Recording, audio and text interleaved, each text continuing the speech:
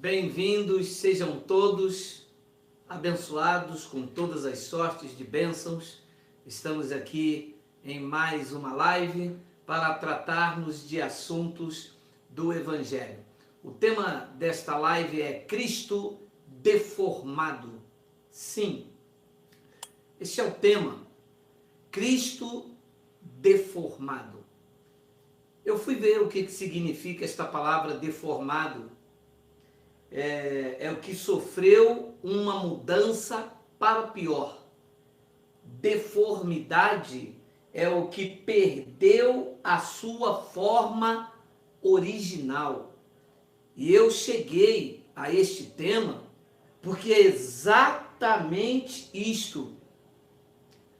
O Cristo apresentado pela religião é uma deformidade, é uma alteração daquilo que ele é na sua originalidade.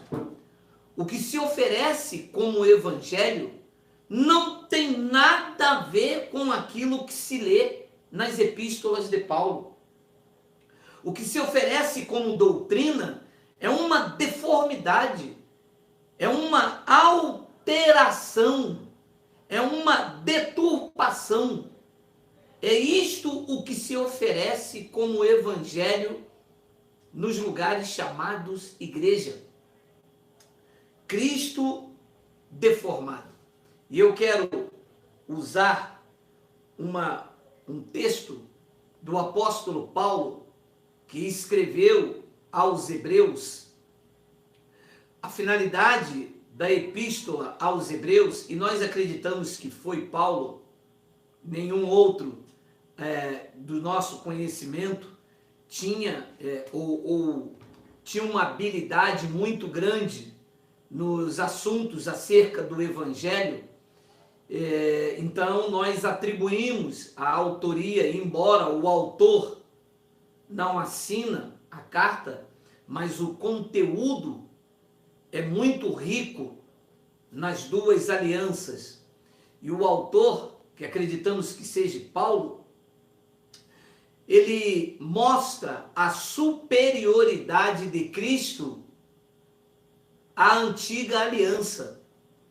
Os hebreus estavam deixando a congregação cristã, a vida com a comunidade cristã, e estavam retrocedendo aos ritos mosaicos. Eles não avançavam para a perfeição. Apesar do templo estar de pé e os sacerdotes oferecendo dia após dia sacrifícios, eles estavam deixando se fermentar. É por isso que Paulo disse que o alimento sólido era para os adultos, porque eles estavam agindo como crianças, precisando que as pessoas, que os irmãos ainda ensinassem de novo os princípios do oráculo de Deus, da palavra de Deus. Então, o autor, Paulo, escreve algo interessante que eu quero pegar como exemplo, não aplicar, porque Paulo está escrevendo aos hebreus para aqueles dias, explicando a eles a superioridade da nova aliança sobre a antiga aliança. Só que quase 2000 anos se passaram e a igreja ainda não entendeu que não se pode deformar Cristo, não se pode trazer uma deformidade ao ensino acerca de Cristo. A chamada igreja não avançou, a chamada igreja parou no time da história. É como se ela estivesse ainda no dia da crucificação. Ela não avança para o terceiro dia da ressurreição. Ela parou, ela estagnou. E quando anda um pouco, traz os ritos mosaicos para dentro da igreja de Cristo, gerando um Cristo deformado, gerando deformidade no Evangelho. Em consequência disto, as pessoas estão desfiguradas. Porque é isso que a religião faz. Desfigura a esposa de Cristo. A esposa de Cristo, ao invés de estar adornada com a sã doutrina, está desfigurada, esfarrapada, como uma donzela, chamando a esposa de Cristo de noiva. A igreja não é a noiva de Cristo. A igreja não tem aqui como uma Cinderela avessa, desfigurada, borrada. Não, ela é esposa de Cristo. Na analogia de Paulo com o marido, cabeça da mulher, ele diz: grande é esse mistério, mas eu me refiro a Cristo e a sua igreja. Paulo disse: eu estou zelando por vós com o zelo de Deus, para apresentar vocês como uma só esposa, um marido, que é Cristo. A igreja não está esfarrapada, não está imunda, não está suja. A revelação aos Efésios diz que a igreja é sem ruga, sem manchas, sem máculas e sem defeito. Mas os líderes veem a igreja pecadora, veem a igreja como pó da terra. E isso gerou deformidade em Cristo e desfigurou os seus seguidores. Então, é preciso dar um basta nisto. É preciso tirar essa imagem manchada, esse Cristo deformado, esse Cristo que não tem nada a ver com as Escrituras. Eu não vejo na igreja o que eu leio na chamada igreja. Me desculpa, Lima, se você estiver assistindo. Eu não vejo nas chamadas igrejas o que eu leio no Evangelho. O que eu vejo é uma deturpação. O que eu vejo é uma infâmia. O que eu vejo é uma junção de rituais acerca daquele que vive e quer ser adorado no Espírito. Então, Paulo escreve aos Hebreus e diz lá: ora, prestem atenção comigo, visto que a lei tem sombras dos bem-vindouros, não a imagem real. É assim uma pessoa que está em deformidade. Foi o que eu entendi. Perdeu, deformidade perdeu sua forma original, sofreu uma mudança para pior. É a Cinderela às avessas, é a metamorfose ao contrário. A igreja sofreu uma mudança para pior. A chamada igreja, não as igrejas vidas, porque as igrejas vidas estão aqui reunidas e muitos outros lugares. A igreja vida não pode sofrer deformidade porque ela foi lavada, regenerada, ela foi justificada. A igreja é santa, pura, sem mácula. Mas a infâmia gerada pelos líderes religiosos fez de Cristo e a sua esposa uma deformidade, alterou o sentido original. O sentido original da igreja é render glórias a Deus, é confessar, expressar o louvor, o fruto dos lábios que confessam o seu nome. Não tem nada a ver com essa infâmia, não tem nada a ver com essa blasfêmia que se faz aí, culto segunda, terça, quarta, quinta, sexta, pede dinheiro, ataca, é demônio, é diabo, é pombagira, vem aqui, é mão de homem, é óleo, é sal. Isto é uma infâmia, isto é uma blasfêmia. Oferecer um copo de suco no primeiro domingo do mês, isso não tem nem base bíblica, não tem um respaldo na Bíblia Sagrada. Se querem seguir a Bíblia Sagrada, não tem um respaldo na Bíblia Sagrada para todo o domingo fazer Santa Ceia, ainda que a Santa Ceia existisse. Se ainda que a Santa Ceia fosse doutrina, não tem um respaldo para dar pão e suco o primeiro domingo. Por quê? Porque alteraram a forma original. Houve uma mudança, deformou. Houve uma mudança para pior. E Paulo diz: a lei tem sombras dos bens vindouros. Não era real, era uma imagem, era uma névoa. Eu não estava vendo o sentido perfeito. Estou vivendo uma sombra. Quem vive debaixo do engano religioso está vivendo uma sombra. Não está vivendo os bens vindouros, a imagem real. Olha, ora, visto que a lei tem sombras dos bens vindouros, não a imagem real. Está vivendo uma deformidade. Está vivendo uma deturpação. Está seguindo um mito, um fantasma. Está seguindo algo produzido pelo homem. Estão seguindo a homens uma história. Estão seguindo fábulas judaicas. Estão vivendo num processo retroativo. Ao invés de viverem os dias de hoje, novidade de vida, a sã doutrina, o alimento sólido, vida por cabeça, vida sem má consciência, uma vida de estrutura sólida no Evangelho e gerando uma imagem real de Cristo. Viver uma imagem real de Cristo é mostrar quem tu és na tua essência, sem precisar de máscaras, sem precisar de cera. No latim, sem cera, você colocava uma cera para esconder os defeitos.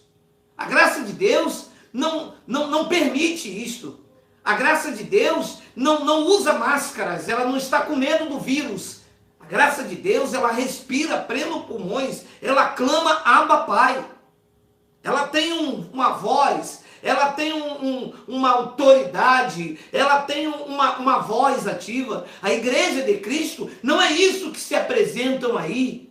Culto 3 horas da manhã, 6 horas, chegou o sumo pastor, chegou o presidente. Isto, repito eu, é uma infâmia que precisa ser silenciada. Não com balabachúria, nem com subir ao monte, com creme crack sambambaia, mas precisa ser silenciada com a verdadeira pregação do Evangelho. E a verdadeira pregação do Evangelho não se faz com anéis, não se faz com canudos. Essas coisas produziram talentos de homens. A verdadeira pregação do Evangelho se faz com o coração rasgado, com sinceridade e pureza devida a Cristo. Então, meus irmãos, quem está vivendo no engano religioso, quem está seguindo as obras costuradas da lei, porque a lei caducou. A lei teve o seu fim espiritual no madeiro, ela permaneceu no físico por causa do templo de pé. E na primeira era cristã, em 70, não é 1970, é em 70, o templo ruiu. Então a lei acabou definitivamente. Ora, se a lei acabou e os pastores estão colocando dízimo, estão colocando a Santa Ceia, estão aí colocando os rudimentos da lei, e se a lei não existe, o que é isso? O engano, a sombra. Igrejas de sombra. Anote isto. Quando você ver alguém pregando os velhos rudimentos mosaicos, costurando o véu, trazendo vinho velho para colocar em odres novos, eles estão em um ministério de sombras. E quem está em sombras não está se aquecendo no sol da justiça. Quem está em sombras não está debaixo da luz autêntica e genuína de Cristo. Quem está vivendo as sombras, está vivendo, sabe, sob penumbra, está aqui com medo, debaixo de escuridão. Não vive, diz o autor, não a imagem real das coisas. É a chamada igreja Emília, do faz de conta. O que é isto? Isto aqui é a hóstia. É o corpo de Cristo. Não, isso não é um corpo de Cristo, isso é um pedaço de pão. Mas faz de conta. É a igreja, faz de conta. É a igreja do sítio do Pica-Pau Amarelo. Na minha época tinha o sítio do Pica-Pau Amarelo. E a Emília tinha aqui uns êxtases. Vivia de sombra. Ela não vivia imagem real. Ela vivia não faz de conta. A igreja hoje faz de conta. Faz de conta que ele está vindo. Faz de conta que é isto. Faz de conta que é aquilo. Meu amado, ouça, pastores, chamados bispos, vocês estão deformando Cristo. Vocês estão alterando a imagem Vocês estão gerando infâmia no corpo de Cristo e desfigurando os seguidores de Cristo para seguir vocês. Nós não queremos que ninguém siga Geraldo, ou que siga Elson, ou que sigam Messias, ou que sigam Ricardo, ou que sigam Miguel, ou que sigam Paulo Neves. Nós queremos que as pessoas sigam a Cristo, mas sem essa deformidade, sem esta infâmia, sem esta calúnia, sem esta blasfêmia. É preciso seguir a Cristo e a sua palavra. Quando se entra dentro desses lugares chamados igreja, é diferente do que se lê. Lá eles falam uma coisa, aqui na Bíblia está escrito outra. Você senta diante dessa turma e você abre o Evangelho. É totalmente diferente do que está escrito nas epístolas de Paulo. Totalmente diferente. Não há discernimento, não há sabedoria, não há vida no Espírito, não há temor diante deles. A língua se curva, mas é para mentira. Laços para prender homem, armadilhas. E é preciso alguém então se levantar. Ah, então esse alguém é você? Eu? Esse alguém sou eu, esse alguém é você. Aí no YouTube, que foi despertado por esta palavra, que o Espírito Santo iluminou os teus olhos, que te colocou de pé, fez você romper com esta mentira, com esta maldade que te aprisionava, que te jogava num calabouço, não vale quanto pesa, porque era assim que você vivia, vale quanto pesa, não dormia de noite, tinha medo, não sabia se era de Deus e o que não era, você vivia perdido, você vivia as sombras, você não vivia a imagem real. Até aqui, até aqui, cansado de bater as portas, cansado de entrar num buraco, numa campanha, e hoje tem uma vigília, e hoje tem um vaso, parou. O Espírito Santo disse, chega, até aqui, chega, tu és meu, tu és precioso aos meus olhos. Eu te resgatei de um império que te dominava, que usurpava a minha glória na sua vida. Você não conseguia me ver, você via o pastor como o pai da fé. Você via o homem usado por Deus. Senhor, usa um vaso para falar comigo. Ele cansou e te tirou disto, porque Ele quer ministrar em você. Ele quer ser a tua cura. Ele quer ser o teu remédio, então. Ele quer ser o teu respirar. Ele quer ser os teus passos. Melhor, Ele quer te carregar no colo. Ele quer te conduzir em triunfo e te deixar em perfeita vitória. Mas sem essa deformidade, essa infâmia que a igreja evangélica gerou no Evangelho de Cristo. Ora, visto que a lei tem sombra dos bens vindouros, não a imagem real das coisas. Lê! Nunca jamais quer dizer até quando? Nunca. Nunca jamais pode tornar perfeitos os ofertantes com os mesmos sacrifícios que ano após ano se oferece perpetuamente, que eles ano após ano, perpetuamente eles oferecem. A igreja evangélica está aí. Ano após anos. O disco não muda. Eu me lembro que Odair José lançou um LP. Junto com Odair José, o profeta Balabachúria disse, Jesus está voltando, essa música do Satanás. 30 anos se passaram, a voz continua mesmo, nada mudou. Infâmia, deturpação. E esqueceram que evangelho é novidade de vida. É o que Paulo disse em Hebreus, capítulo 9, versículo de número 11. Quando, porém, veio Cristo. Cristo veio. Quando, porém, veio Cristo como sumo sacerdote do dos bens que ainda vai se realizar no culto de consagração. Nunca. Diz aqui, o que eles gostam de fazer heresias. Diz aqui que quando, porém, veio Cristo como sumo sacerdote dos bens já realizados, mediante o maior e mais perfeito tabernáculos, não feito por mãos, quer dizer, não foi desta criação. O tabernáculo que ele veio para realizar os bens não tinha nada a ver com aquele de pé, em pé. Não tem nada a ver com os templos erguidos pelos homens que eles chamam de santuários, fraudadores, corruptos. Eles oferecem liberdade, mas eles são escravos da corrupção. Porque não existe santuário feito por mão de homens aonde Cristo ministre. Cristo não ministra nesses locais. Cristo ministra em você. Você é a habitação de Deus no teu espírito.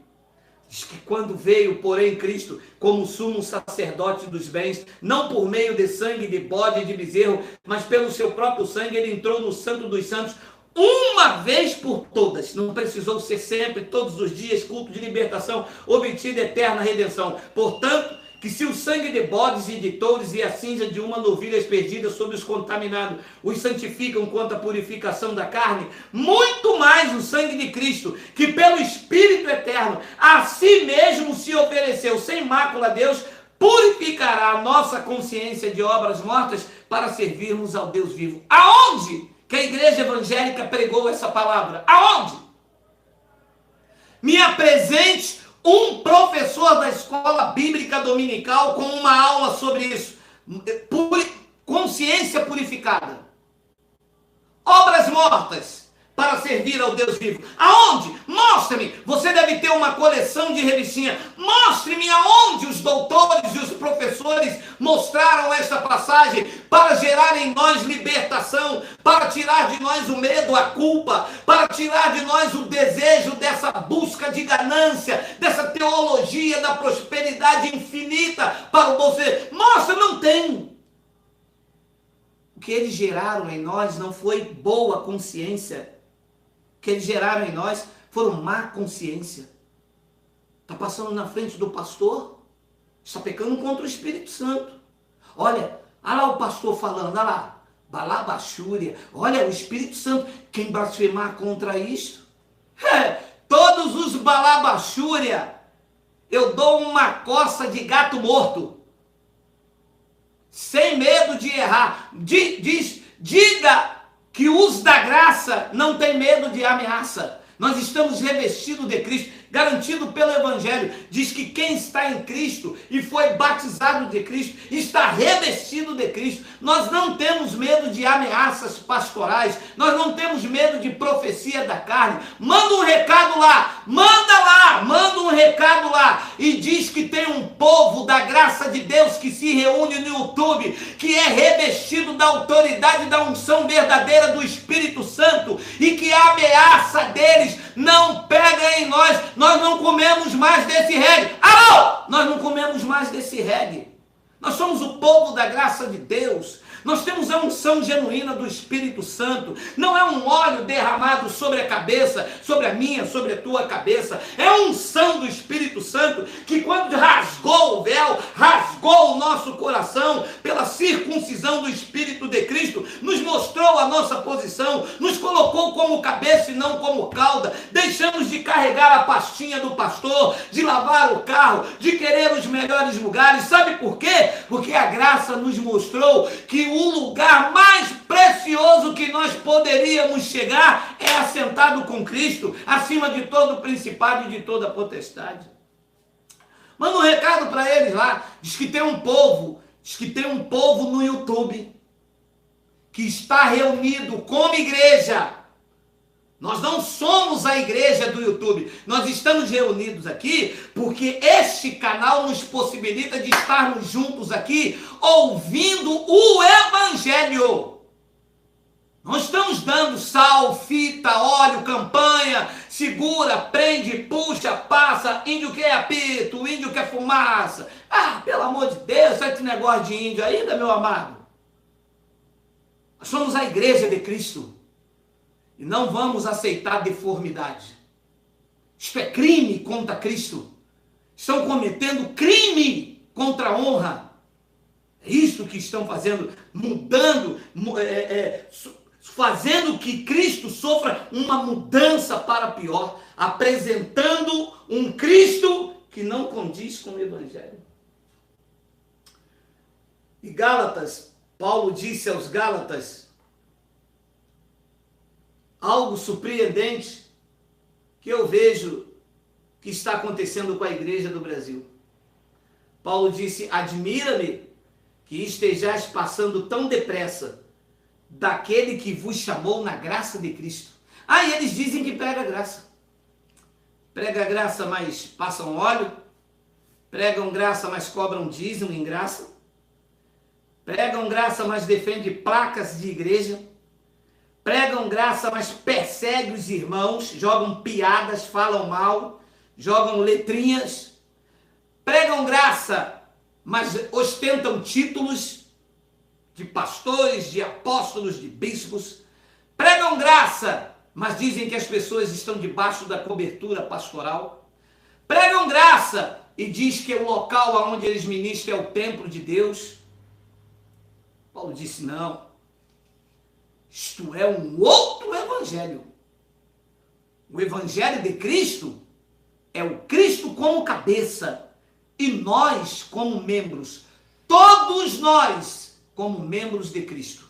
Não há ninguém superior neste corpo, o corpo de Cristo. Não há um homem que pode dizer eu sou. Só existe um eu sou. É o Cristo ressuscitado, o cabeça da igreja. Paulo disse: eu estou admirado, porque vocês foram chamados na graça de Cristo, no favor imerecido, nos bens já realizados. Vocês estão vivendo de sombra? Vocês estão vivendo naquilo que não é real? E vocês estão passando para um outro evangelho. O evangelho da manipulação. O evangelho do toma lá da cá. O evangelho do, sabe, do toma, faz a tua parte que Deus faz a dele. Isto é triste. Isto é lamentável. Porque o que eu vejo, repito, o que eu vi nas igrejas evangélicas por onde eu passei, não é o que eu li no evangelho que Deus nos revelou. O que eu li no evangelho é diferente pregado pelos pastores. Os pastores diziam que eu ia para o inferno. O evangelho disse: nada te separa da minha mão. O pastor diz: você tem que passar pelas águas. O evangelho diz: você já foi batizado na cruz. O evangelho, as igrejas dizem: este é o pão, o corpo de Cristo. O evangelho diz em Colossenses 1:24. Não, a igreja é o corpo dele. Então o que eu vi na igreja não é o que eu leio no evangelho. E depois os bonitos, os defensores, os diáconos, os presbíteros da lei, os que gostam de ostentar título, que gostam de mandar, de manter o povo em rigor, entram aqui para me atacar e diz: você é um herege. Eu? Herege? Se eu estou pregando o evangelho, se eu estou tirando a glória de vocês e entregando a quem de direito a Cristo, se eu estou dizendo que em mim não há honra e a honra pertence a Ele, se eu estou dizendo que o cabeça da igreja não são vocês presbíteros, não são vocês pastores, eu que sou herege? Não, eu sou ousado, eu sou destemido em denunciar vocês que deformaram Cristo e a sua esposa, a igreja dele. Eu sou ousado e destemido para denunciar a prática de vocês, a roubalheira que vocês fizeram. Pior do que os assaltantes que usam armas e fuzis foi o que vocês fizeram. Não vão fazer mais com os verdadeiros adoradores, porque as algemas se partiram. Mas vocês usaram Bíblia para roubar e manipular.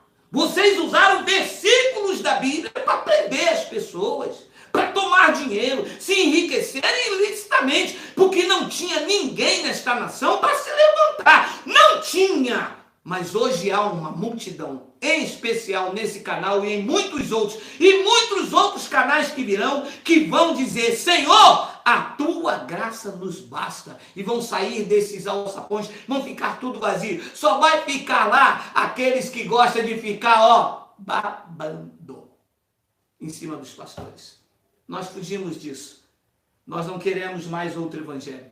Nós queremos o evangelho da Escritura, que é diferente do que eu via na igreja. Olha só, eu vou ler com você para terminar. Olha o que Paulo disse a Timóteo: não te envergonhes, portanto, do testemunho de nosso Senhor, nem de ser o encarcerado que eu sou eu. Pelo contrário, participa comigo dos sofrimentos a favor do evangelho segundo o poder de Deus. Leia agora. Vê se isto aqui não é diferente do que é pregado na igreja. Que nos salvou, não é nos salvará, já salvou, e nos chamou com santa vocação, não segundo as nossas obras. Não tem nada a ver com batismo, não tem nada a ver com jejum, não tem nada a ver com campanha. Está escrito aí. E cadê ter peito para pregar isso? Veja se isso que está escrito aqui você vê nas igrejas evangélicas. Eu vou ler de novo. Corre não. Que nos salvou e nos chamou com santa vocação, não segundo as nossas obras. Olha, foi como então? Mas conforme a sua própria determinação e graça, que nos foi dada em Cristo Jesus antes dos tempos eternos. Não, meu irmão, não. Por favor, você está no chat. Dê um abapai aí. Porque não é possível uma palavra dessa nunca ter sido lida na igreja, meu amado. Aonde estava esta palavra? Só nós, os pregadores da graça, podemos usufruir dela. Isto é loucura. O pastor quer que você entenda que você vai perder a salvação, ou que se tem a salvação porque entrou na igreja dele. Aqui diz o contrário. É por isso que eu vou repetir. O que eu via na igreja é diferente do que eu lia no evangelho. Aqui diz que ele nos salvou, não foi segundo as nossas obras, mas conforme a sua própria determinação e graça, que nos foi dada em Cristo Jesus antes dos tempos eternos. Vou terminar lhe dizendo uma coisa. Ao invés de nos dar uma boa consciência, nos deram má consciência, nos deram culpa. Eu queria Cristo, me deram religião. E eu vivi como um crente doente, porque religião adoece, faz mal.